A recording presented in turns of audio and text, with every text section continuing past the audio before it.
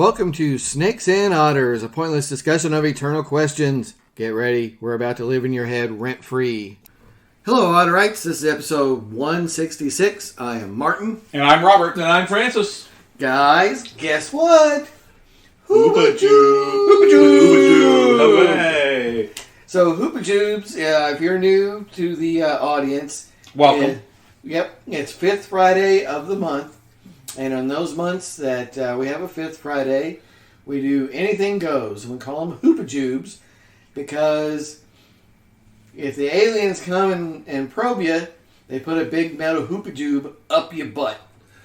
We've not spoken of the origins of that in a while, so you're right. That's right. It was time to brief a little bit on Chef. Or without briefs, actually. It'd be even worse if the briefs were still on. Oh, absolutely. Yes, Cartman gets an anal probe. What's an anal probe? That's where the aliens put a big metal Hoopajoob up your butt. Their first episode, South Park first episode, actually. Really? And I did not realize that was the very first episode, and that's 20 years ago now. Absolutely. So, yeah. Is that crazy or what? Yes. South Park is 20 years old. That's right. Makes us feel even older. Yeah. But, hey, you're as old as you feel. Well, you felt about 60 for about 20 years. So that's right. Yeah. Absolutely. Hoopajoob time. Hoopajoob. So this episode, this Hoopajoob, we decided to take on this topic that we have blogged about. Yeah. To some degree. All three of us contributed blog posts about who would you invite to dinner. And very arbitrarily, old Martin here is going to put the rule on that it has to be someone currently above ground. Yes. So Hemingway, PJ are out, and it has to be someone out there right now that you really could invite. As of this episode, that you really could have dinner with. Mm-hmm. One person with all of us. They bring their significant other, we bring ours, sit at the table, and who knows what that looks like. Yes. We're going to talk about that. Yes. So, and, if you wanted to imagine it as a bigger table and lots of people around, or, a party and everybody's getting pulled pork barbecue off the buffet line. And really, it could be a party because, for me, the whole point about not having everybody together was just so that you can get a more concentrated version of the conversation. Yes. Because to me, the whole point about the dinner party is the conversation. That's right, exactly. With the guy or the lady. So if it's over a longer period, then it's an entire weekend where we rent out some chalet in the Alps and fly everybody there. Yeah, I'm liking that. I like that. Yes, that's right. Because with the vast empire that we are building, we'll be able to afford that. So we're having multiple dinners over a weekend. If we can't make it to the Alps, I'll settle for Gatlinburg. That works. Yeah, I'm not sure all of our guests would come to Gatlinburg, but maybe they would. I'm not sure all of them would go to the Alps either. So. Well, that's right. We could do that. We could go to the Bahamas. Hey, come on. Oh, yes, that's beach right. party. Aruba or wherever. Aruba, yes. That's So, other than that one rule of it has to be somebody who's currently extant. Yeah. Make it whatever you want it to above room temperature. Yes. That's correct. Yes, not looking at the roots of the grass. So, Francis, I would like for you to start. Oh my gosh, you're going to start with me in interesting. Captain's prerogative. Well, that's right. Well, I'm going to steal from my blog post because I think there's some value to working from that. But the guy I really want to meet, and I'll say there's lots of guys and ladies that we want to meet, of course. Yes. But the guy I would really love, and he is a notorious introvert. He'll tell you this. He's not a social guy at all. Yes. So, but he's been known with people he knows to do this. I'd love to sit down with Joe Straczynski, J. Michael Straczynski, the writer, the author, the creator of Babylon 5. Follow him on Twitter. And lots and lots and lots of other stuff. That's exactly right. To me, that's where I learned him. That's where I knew him. But he's a comic book creator. He wrote one of the best runs on Spider-Man ever. That's a lot of people will disagree with that. I understand that. I'm speaking from Straczynski's voice. He thinks it was one of the greatest ever. And no ego there. Actually, no, not so much. He can lay out why he did what he did. He thought was good. And see, that's the discussion of the dinner party. When we're sitting with Joe Straczynski, we'll talk Babylon 5, of course, but we'll also talk, which supposedly is coming back in 2023 on the CW. That's hopefully in early of 2023 they'll go into pilot phase. They've been given the order to do that. and hopefully picked up as a series in fall of 2023, which is a reimagining is the word I like to use for that, because it's not beholden to any previous continuity. It's just taking ideas, concepts, characters, whatever, and telling a new story with them, because Straczynski has been very clear. He says, why in the world would I want to tell the same story over again? Yeah. And of course, he's exactly right.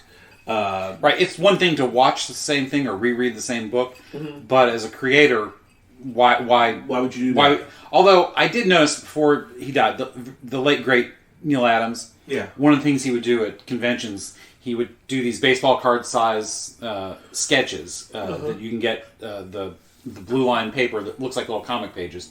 And he would do headshots of Batman or some of his other famous characters, the exact same thing. I mean, he'd whip them out in just a couple of minutes and charge $100 for them. Yeah, because he was Neil Adams. Well, he was Neil Adams, and Neil Adams was not above making a buck.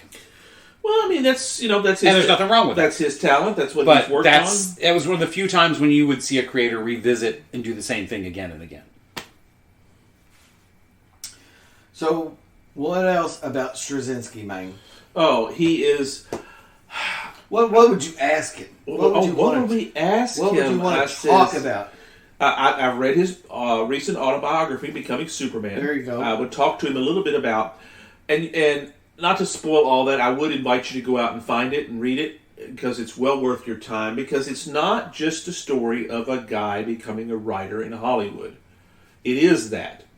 It's also the story of a nerd making good on the imagination that he's had. That's also that. Yeah, he's one of the most imaginative guys working in these fields. That's correct. Really something. But because Babylon 5 was really different from everything That's else. right, and it should never have been able to have been greenlighted, but he faith manages, as it says in the series. He was able to make that happen and take the space opera in a totally different way. We've talked a lot about the whole episode on it, but how that's different. But one of the things that is not well known until he wrote his autobiography, he has a traumatic backstory. He had a abusive father. He had a tremendously awful childhood. That it was the poorest of the poor. They went from place to place around the country with his father trying to escape creditors. It was horrific. He admits totally that the book is biased to that, because the venom that he has and the anger that he has towards his parents, both, but mostly his father, is pretty awful. And yet, he is not only able to survive that, because even a portion of what he says is true, he should have never succeeded in the world. He had too many issues. To break into anything would have been almost impossible. And yet, because of his talent, perseverance, a little bit of luck, but mostly talent. Talent and commitment. I mean, he commitment, that's believed correct. in what he was doing. That's exactly what he was really did. Damn believe good it. at it too. Yeah. But he honed his craft, like we've talked about. Which one of the things we love. Honed his craft through enormous difficulties and persevered through all sorts of problems to become truly, I think, one of the greatest screenwriters out there, television showrunners. I admit I'm a little biased because I followed him all along. He's written novels in recent days, one of which was Becoming a Writer and Staying a Writer. I've read it multiple times because he's really good about not just screenwriting, but writing in general, saying, how do you do this well? How do you get it where somebody's going to care? Somebody's going to buy it. Somebody's going to want it. Somebody's going to, validate what you've done. How do you do it where you're not just a hack, but you're actually a writer? Yeah. And just to hear him tell those stories. The idea behind writing is to entertain others or to inform others. Well, that's right. And Don Henley once said something which I thought was brilliant as a lyricist, which he's certainly one of the most well-known and most revered in many ways in recent years. Every act of writing is a leap of faith at its core. Yeah. It's a leap of faith that what you believe to be good, true, and worthy, a great number of many other people in the world also believe. We'll find it. And I've never forgotten that. And it's exactly so true. And that's one of the things that Straczynski brings forth so very well, is that you can do this. Let your love flow, as the Bellamy Brothers once said, and let your creativity flow, and come up with something that people will want. Interesting. And how do you do that well? Joe knows. Joe knows. Trust me, he knows. So he's so that would make a pretty tremendous dinner, I think. Absolutely, because he's been there, he's seen it, he's fought those battles, and I mean, his movie Changeling with Angelina Jolie, he was a screenwriter of that. Mm-hmm. I mean, that was Oscar nominated.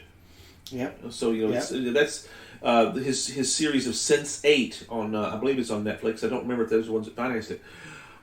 Was also the same type of a thing where he's not done just Babylon 5. That's just kind of the door that I walk through. He's done many other things, and he still continues to be a force in Hollywood. Even though he said he got the reputation early on for being somebody that was difficult, because there were certain things he wouldn't compromise on. He wrote for He-Man, the Masters of the Universe, and She-Ra back when we were in college. He did animation for a long time. He left there because he wouldn't compromise something. He went to work on the Real Ghostbusters, wrote for them.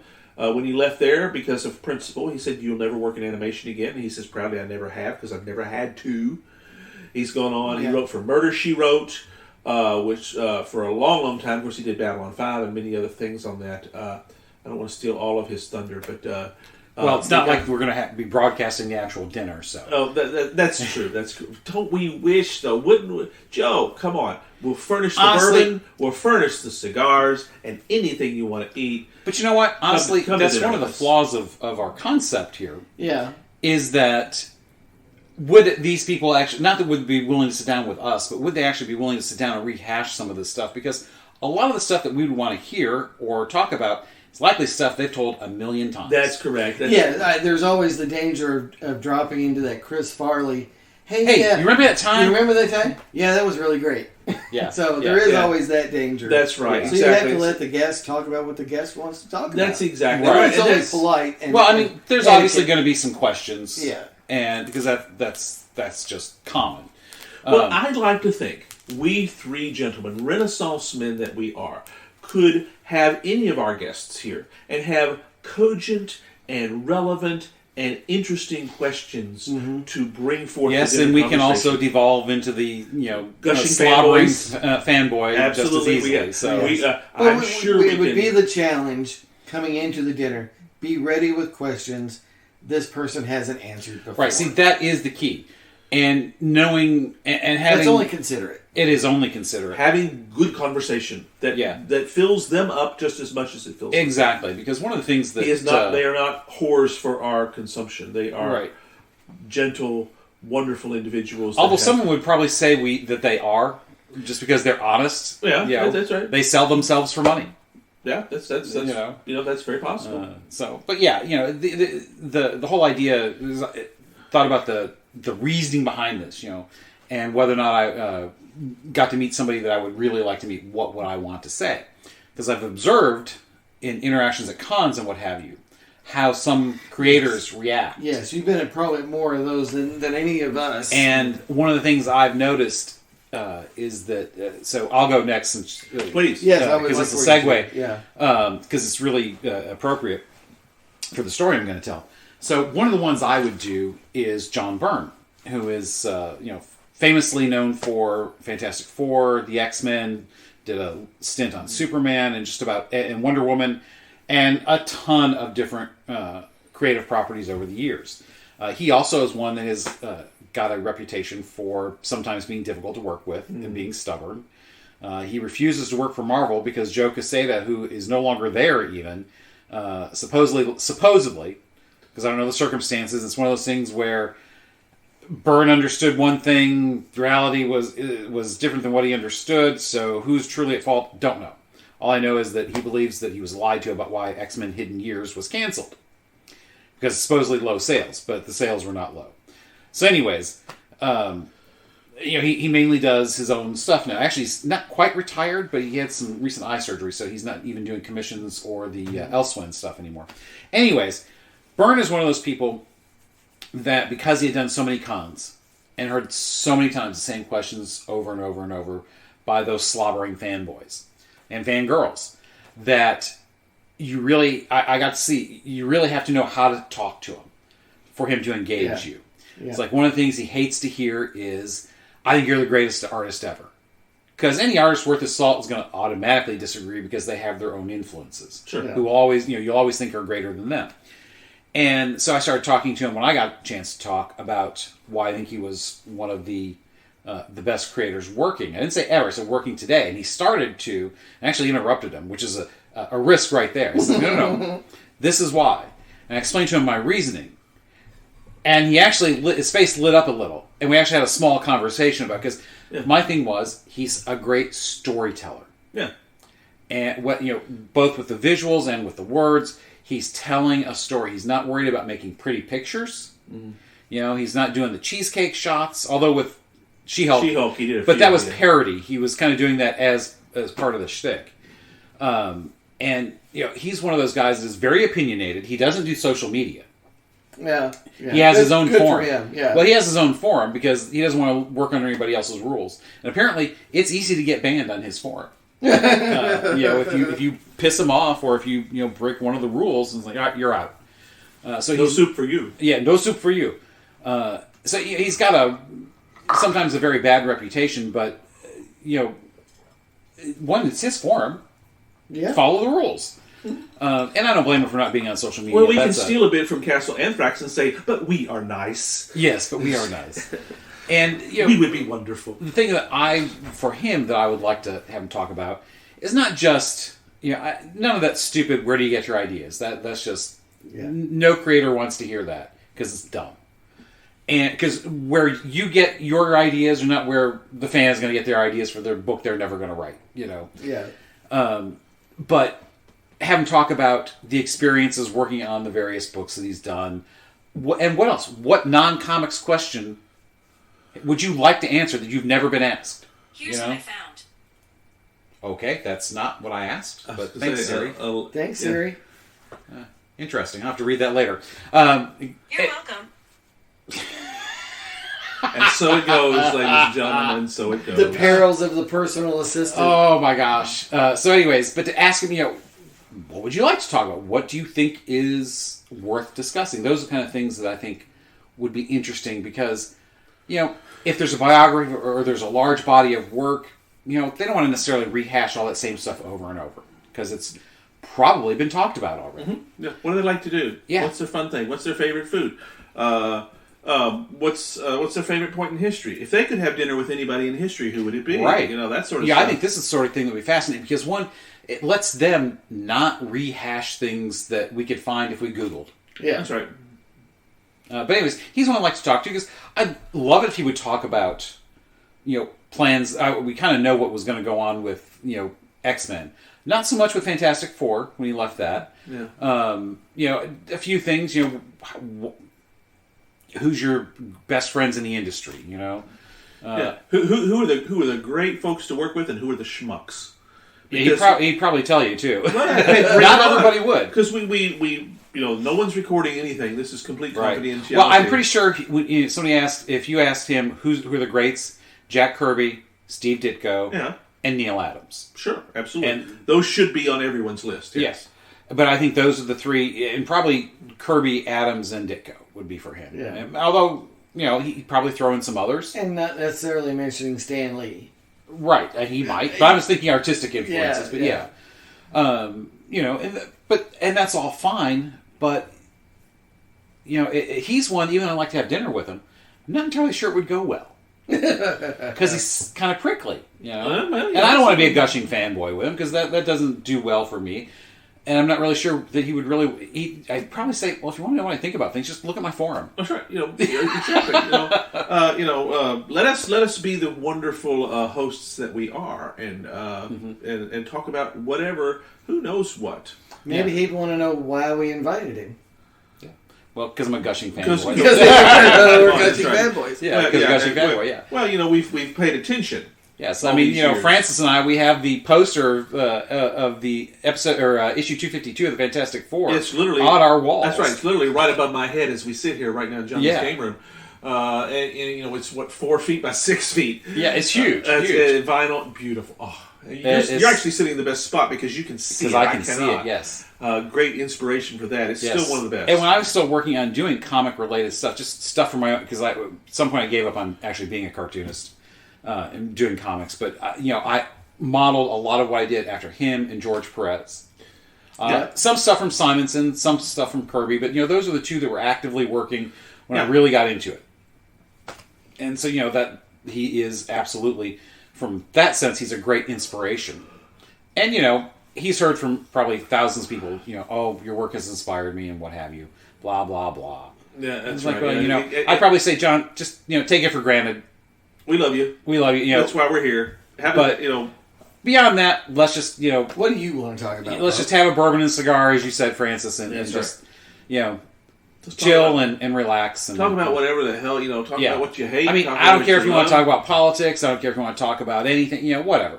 It's just, because, we may or may not agree with it, just as long as we can have a decent conversation. Absolutely. Well, we are conversationalists extraordinaire, to go French on us, because French is cool sometimes. No, sometimes. You silly king. No, it isn't. No, that's right. Never cool. Cheese the eating Louvre is surrender cool. monkeys. That's true, but the Louvre is cool. The Louvre is cool. Okay. No. And I would like to go to the Palace at Versailles as well. Paris cafes are pretty nice. Street cafes, the food. Nothing else, you can go to Cafe Americana and sit there. Where Hemingway did? Yeah. Okay. Or I could stay here and just drink bourbon with you guys. Well, that is cheaper, that's for sure. Yeah.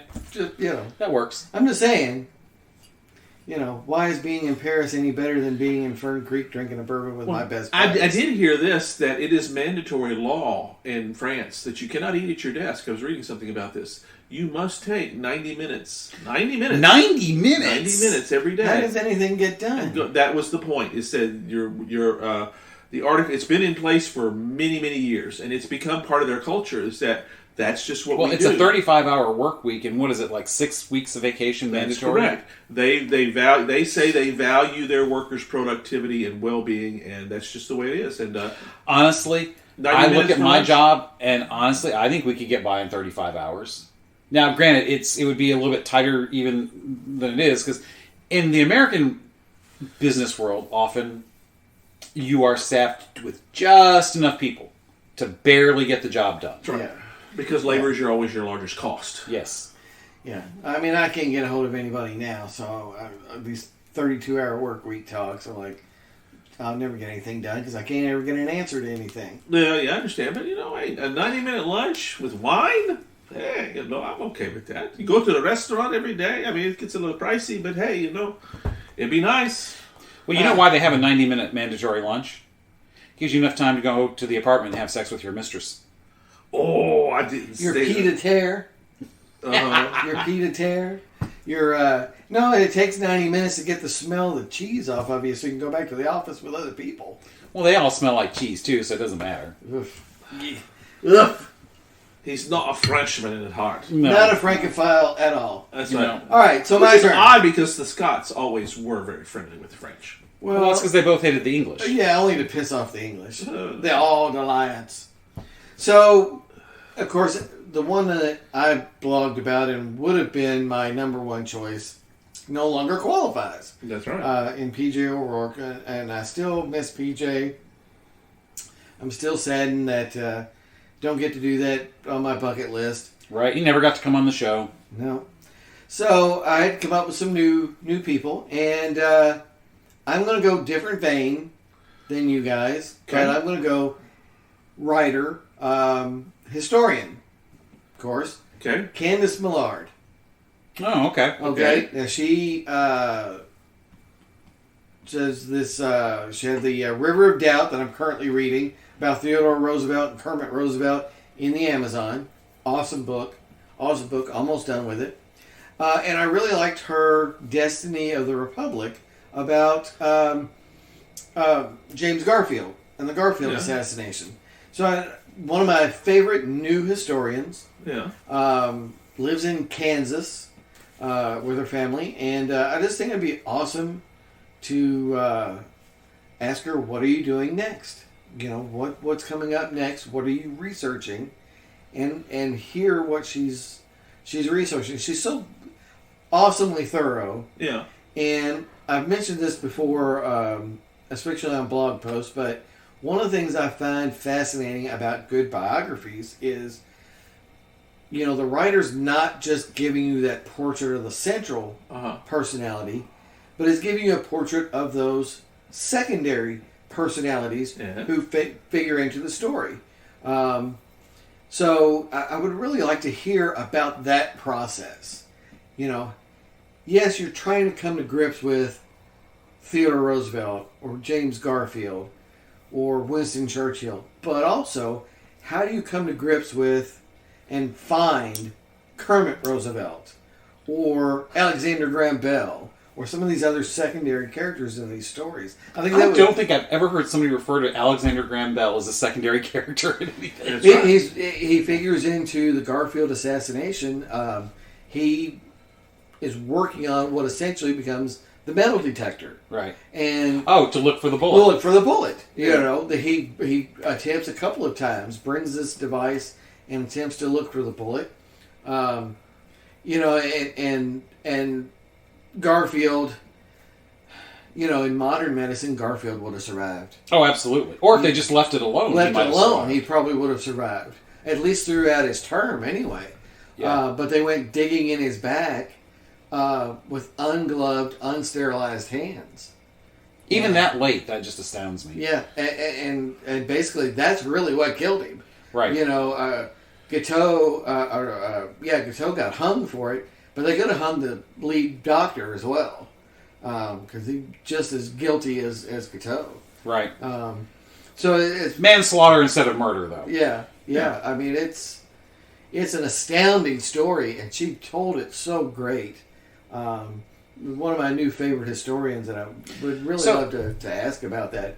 Again, that creative process of how do you find these other people in these stories and bring them to life as effectively as the central character.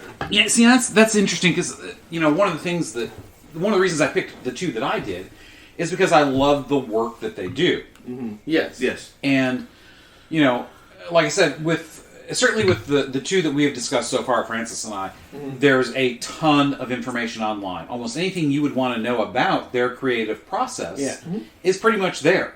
Right. So in many ways, and also even with my second one, so really, as much as I would like to hear them talk in person about their pursuit of the craft, honestly, I don't know that they would really want to, because they've probably talked about it to death. Yeah, and especially Byrne, because again, I get the idea that he just doesn't have the time for that. Yeah, they have so many forums. Yeah, for that kind of thing. It's just been said so many times. And he doesn't suffer that kind of adulation. Well. Yeah, I mean, he's been working for 45 years. Yeah, since the early 70s, yeah. Yeah. So 50 years. 50 years. Yeah, almost 50 years in comics. Straczynski's been working 30. Absolutely. Oh, more than that.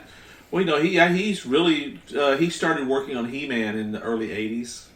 So he's on 40 years. Yeah, he's running up on 40. Yeah. So, Millard has not been around that long and doesn't have these same outlets. Because, there's no history cons, unfortunately. Right. Because we would go! Because, what do you ask a writer, what's your favorite keyboard for your computer? Yeah. Because, people ask artists all the time, what tools do you use? Yeah. And they're like, well, it doesn't matter what tools I use, is what you often hear. Now, I know what Byrne uses, because he says, all right, well, this is what I use, but this is what works for me. Yeah. And in many ways, I imagine that she would answer the same kind of question, the same way. Well, this is what I do, but this is what works for me. Yeah. And I know Stephen King, my other one, is no secret, he would probably answer something very similarly, because he has talked extensively about how he works. And his advice for authors is usually kind of funny, because he says authors should never keep a notebook. He said the notebook is the repository, is the last refuge of untalented hacks or something silly like that. Because it's just not the way he works. Right. He thinks that if I can't remember it, then it's not worth pursuing. Yeah. But so I'm kind of torn. The more I think about those I'd like to have dinner with, it's like, well, I'm not really sure that they'd really get anything out of the experience. Yeah, other than the adulation. But if they don't. But if that's all it is, it's not like this will ever happen. We'll get all these people in the room at the same time. Yeah. to sit down and have dinner, even if it's just a pleasant conversation, I'd be fine with that. But yeah, because I am fascinated by the process. Sure. And even though there's all kinds of information about that from these people on various sources, it's still just fast. I could listen to King talk about his writing process over and over because there's usually some new insight. As a matter of fact, he is great friends with George R.R. Martin, and there's a video online of the two of them. And oh my God, he ribs Martin mercilessly over how long it takes him to write.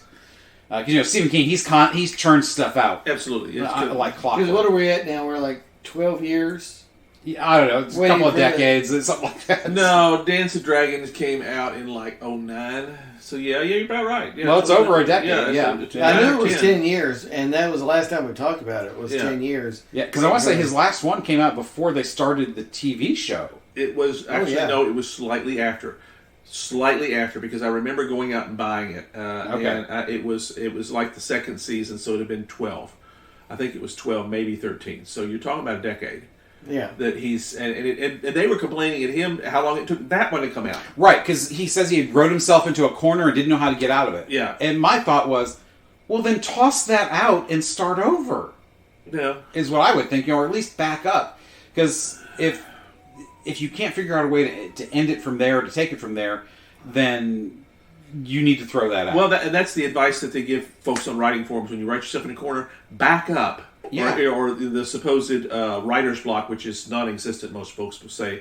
You're writing yourself in a corner. You back up and you delete until you figure out where you can go in a different direction. Right. And if you insist that, well, this is the only place it can go, either you're truly not creative enough, or you're so in love with what you've written that you can't bear to murder your darlings. That's usually where that comes. Right. You have to. Because that's the phrase in writing: is murder your darlings. That's right. Is you can't be afraid to cut out that phrase, that word, that chapter, or whatever, or that a character, that any of that sort of stuff. Yeah. If it's flawed, you remember the movie The Agony and the Ecstasy. If the wine is sour, throw it out. And it's the same thing. When will it be done? When I'm finished. Yes. When will you make it end, Bonerati? All right, so I think that's a good spot. Let's stop for bourbon for just a moment, which, of course, all of our guests are welcome to. Oh, we will make certain there is plenty. Actually, if they don't want bourbon, we might even provide something else for them. Well, of course, but, we start there. Yes. So I, again, poured a quick glass of Henry McKenna, just a little bit of it. Good stuff, nice and smooth. Robert? Oh, I'm finishing off my 1897 because we've been drinking all day, and I got to drive. Yes. So I'm nursing my stuff. Yes, just a tiny taste is all. Yes, you have like 2 minutes to home. At all back roads. Yeah, I got to get on the expressway. Yeah, and Francis won't mind if I just crash on his couch here for half an hour or so. Not a problem. That's right. Sleep it off. That's right. Whatever it takes to get you there. Because 1897 Bottle and Bond is what I'm still working through. It's just good stuff. It is, Old Forester, I should say that. Old Forester, Old Forester, 1897. Good stuff. All right, excellent. All right, so Francis, how about if you go again? I'm going to go again? Yes, your second one, yes. Okay, well, I'm going to go off the reservation. Oh, okay. Gentlemen. So he's not going to go where we think. No, I am not. I'm going to go somebody that I am utterly fascinated by, the sheer talent. And I'll admit to this person, I cannot speak in your language whatsoever. But I think you have got a great story to tell. And it's one of the greatest guitarists alive today. I think we'll all agree with that. Jimmy Page. Yeah, interesting. Really. Neat. Yes, our first musician. Yes, exactly. He is one of the very greatest guitar talents ever. I cannot possibly understand it. I cannot replicate it. I'm not super into the technical end of music. That's right. And it's just, but from an artist standpoint, we look at the musical creative process. And what is it? I could sit and talk with him if he would for hours about how did you do that? Why did you do that? What brings you to that? I mean, and I'm not going to try to. The creative process for music is so. Now, I can sort of understand in a way because being a visual artist, yes, which is again so incredibly different from the written word. Yes, but music is even less like the visual arts than the visual arts are to the written word. And yet we know when it's good. Yes. We know when it's pleasing. We know when it's artistic. We know when it's we know when magical. it's good to us, because not everybody agrees on this stuff. Perhaps, but Well, we know what grabs us. Right. That's part of it, but thing. and a great many others. Though Yeah. I mean, Jimmy Page is in particular is revered of many Yes. others. So there's got to be something to that. Yeah. My own inability to articulate, but if you listen to any of his music, especially if you pay attention to the guitar chords that he's playing and how he does it and what he's doing, especially as Led Zeppelin evolved, and so much of where that group went was his doing, musically speaking. He's the one that set those tones. He didn't write the lyrics. Sometimes he did, but most of the time not. But Plant was, I think, the primary lyricist. That's correct. John Paul, And of course, they were lightning in a bottle. Those four men that were able to do this. But if you listen to Page, even now, just some of those, you can go from the Immigrant Song, which is an enormously heavy guitar solo, and you can go to that beautiful, almost lyrical Stairway to Heaven that everybody loves. Mm-hmm. And you can yet look at some of these, Babe, I'm Gonna Leave You is a great song. It's a ballad. Going to California is a ballad. And yet you can have Broyar Stomp that's totally different.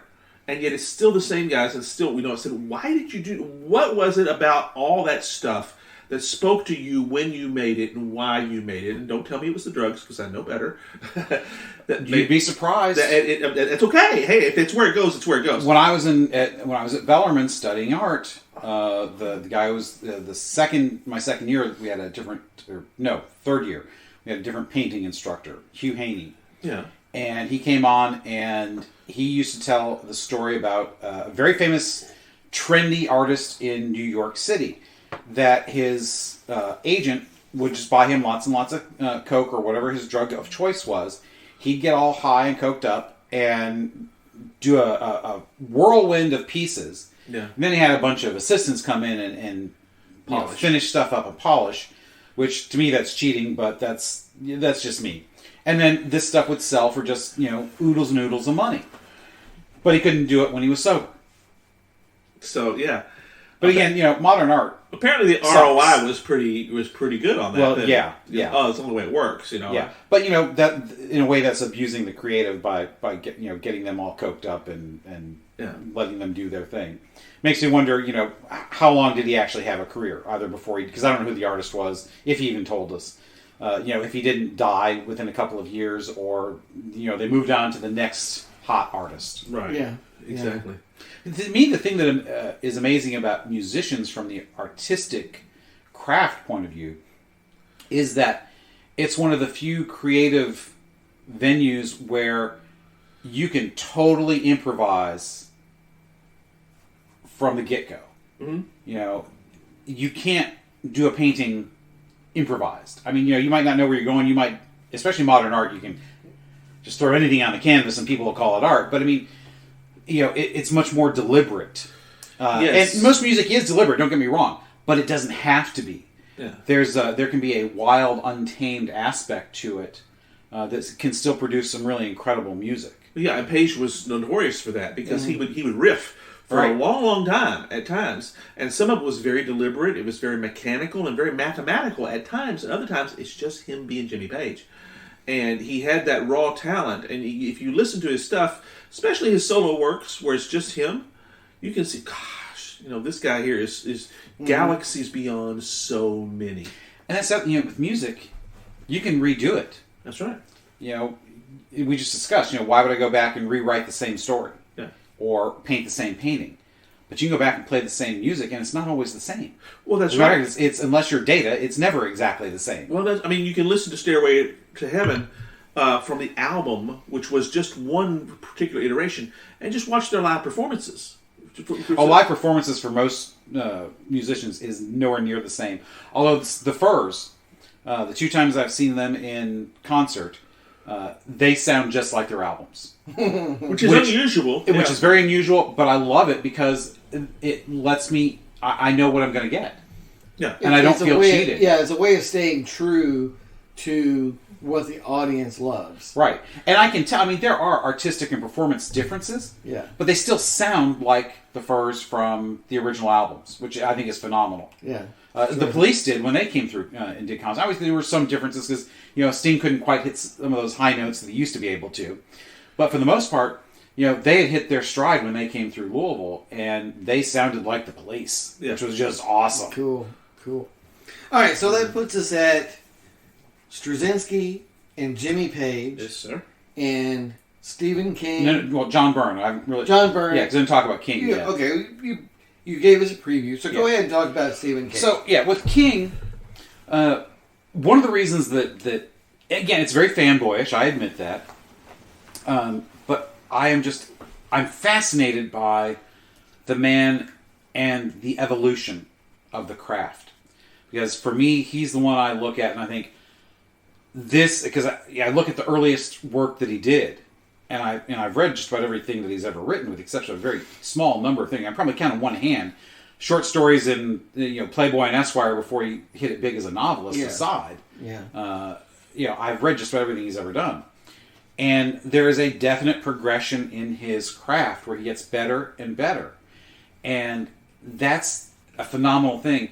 Most authors aren't as long-lived as he is, as far as in terms of career, and they don't get as regular a publishing schedule. Although nowadays with self-publishing, you can get some of that, but those guys aren't Stephen King. Yeah, they're not selling those amounts of money. Some of them are. Yeah. So there's, I know you poo-poo self-published authors all the time, but there are some really good ones. Sure, there's some stinkers, but I've paid money for books, published books, that suck. Yeah. So just because something is published by a regular publisher does not necessarily make it good. Not necessarily saying that. I'm just saying that there's a way to large paychecks through the regular publishing. Well, but again, very small percentage, and probably that same percentage is making the large paychecks on Amazon. Yeah. So I would doubt that there's really much difference, except that you get a much more to choose from. But anyways, just watching the evolution of that craft, and I like listening to him talk about that when he does. And he's in a band, him and a bunch of other people, and they actually do gigs. They don't sell out Wimbledon or anything, but they do gigs on the regular, and it's just fascinating to me. Just hear him talk about some of the things. Like one of the times I did hear him talk about how he comes up with his ideas. He doesn't search for ideas. Things will come to him, and then often be things like, well, I wonder what would happen if X happened to Y. And that's often the germ of his ideas. And sometimes that's all it takes. And sometimes that's all it takes. Just one idea. He's the epitome of the notorious pantser, meaning he does not plot every scene and chapter out ahead of time. He has no idea exactly where it's going. He lets the characters define that. And yet he still somehow manages to come up with just incredible stories every time. There are very few stinkers that he has written. And there are times, some books you look at and you read, nobody edits him because he's Stephen King.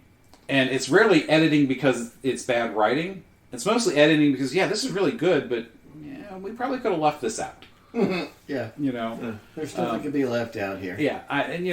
Sometimes the stories take a long time to get to the end because, again, they all contribute, but, it's just like anybody who becomes a famous author.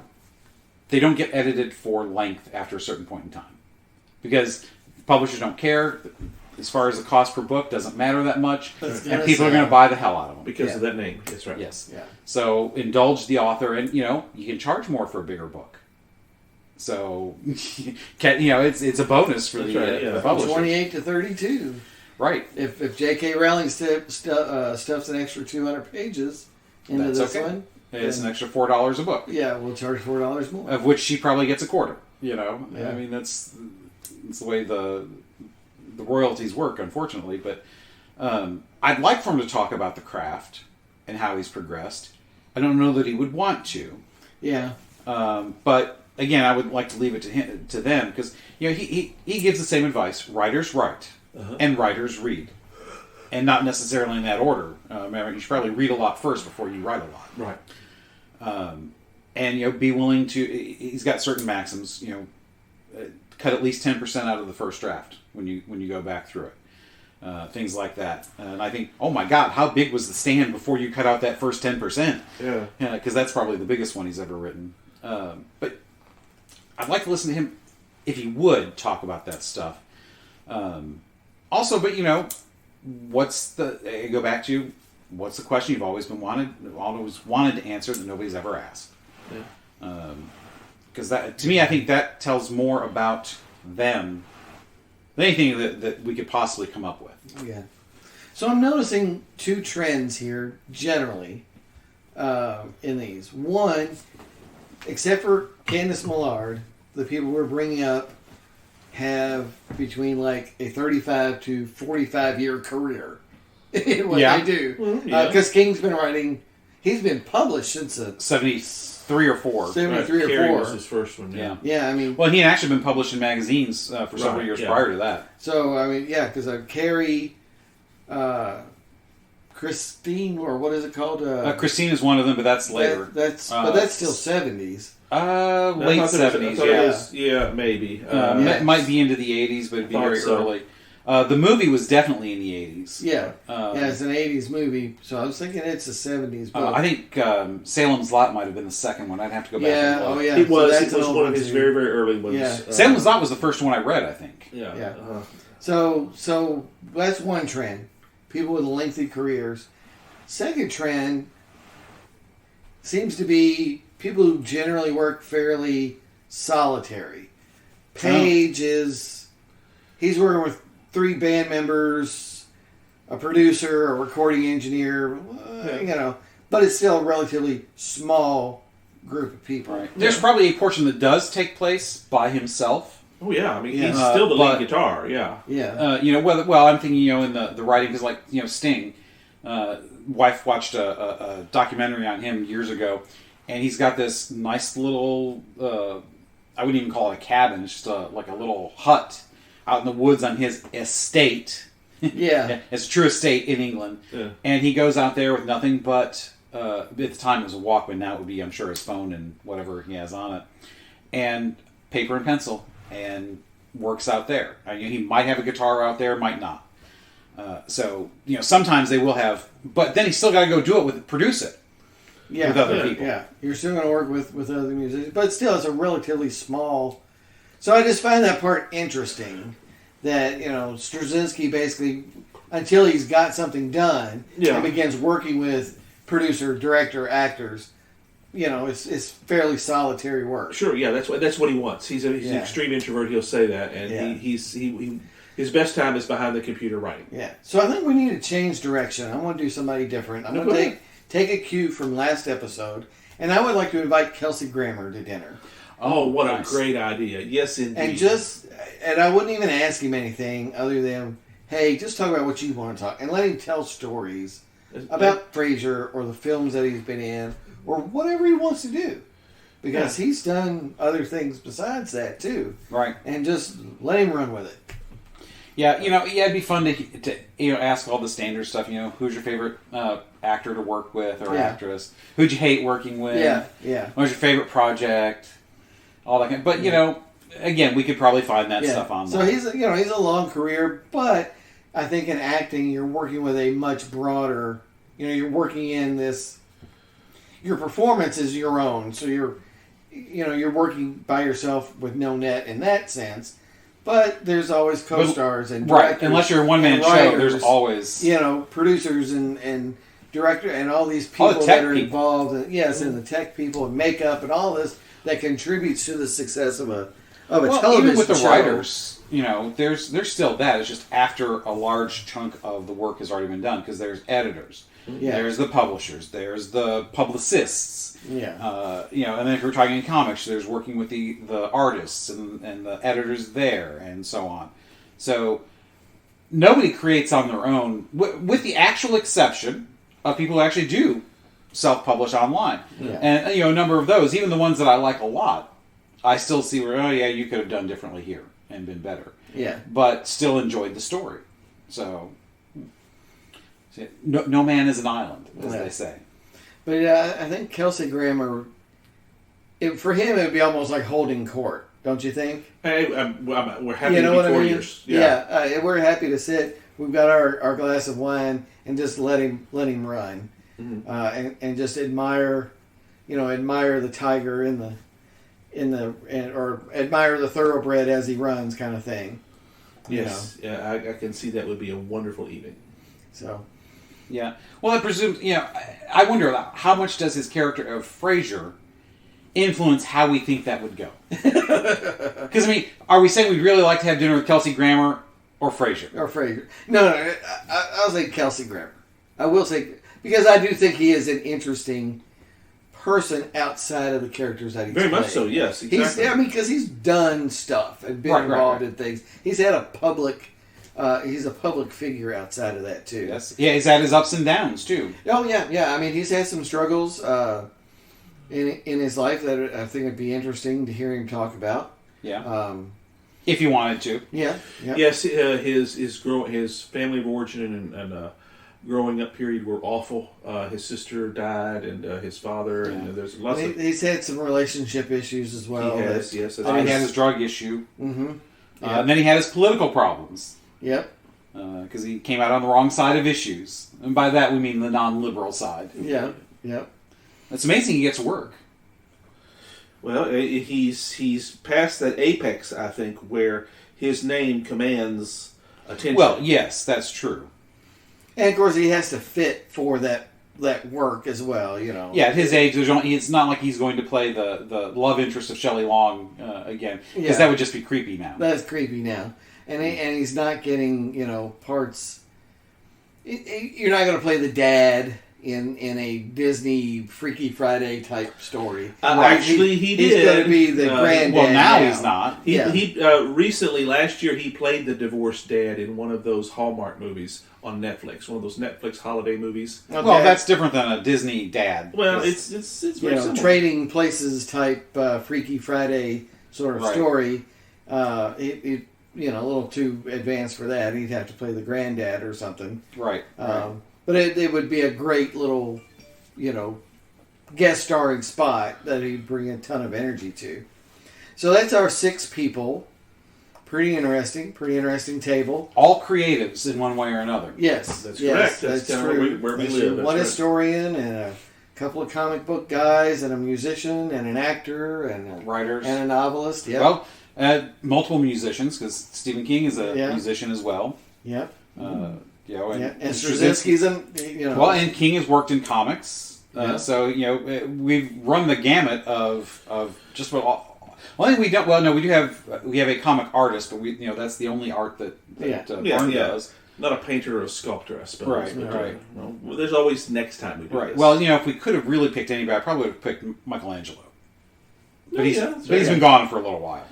Yeah. Hemingway was just a minute. Kind of my thought too. I'd love to talk with It's very fertile if you go broader, but I thought it'd be fun to put a rule on it, put a restriction on it, and see where we could take it. Yeah. So that was a fun Hoopajoob, guys. Very interesting, and a neat little window for the listener, I think. I don't think any of it was a surprise, though. Not a surprise, probably. No. Not if you've been listening. But maybe Jimmy Page a little bit. I don't know. If you've listened to the music episodes, I don't think that's a surprise. Yeah. But he may not have been mentioned by name before, but I could see it. Yeah. I mean, I think the admiration for him, but as somebody to have a conversation with, that might have been a little bit of the most left field one that we did there. We do our best to be unpredictable at times. That was excellent. So I think we'll wrap up there. That's an under an hour Hoopajoob. We did pretty good right there. Yeah, but still pretty good, yeah. Yeah. So, Francis Mamayan, what is next time? Back to history. We're going to wrap up our mini-series on treaties next time. The Kellogg-Briand Pact. This is post-World War I. Yep. And how everything, so much of what we know, I say this a lot, but it is very true, so much of what we know starts in certain route locations. Yes. This is one of those. I think, Martin, you're going to captain this one here. Yes, that's mine. Yeah, it's one of my things. It's going to be really fun. Something we don't know well, I don't think, but we will by the time you finish listening to next episode. And it has nothing to do with cereal. Not a thing. That's true, but hey, if we want to get a bowl of cereals and eat it while we do it, I'm okay with that. Almond milk. Let's have some almond milk with our cereal.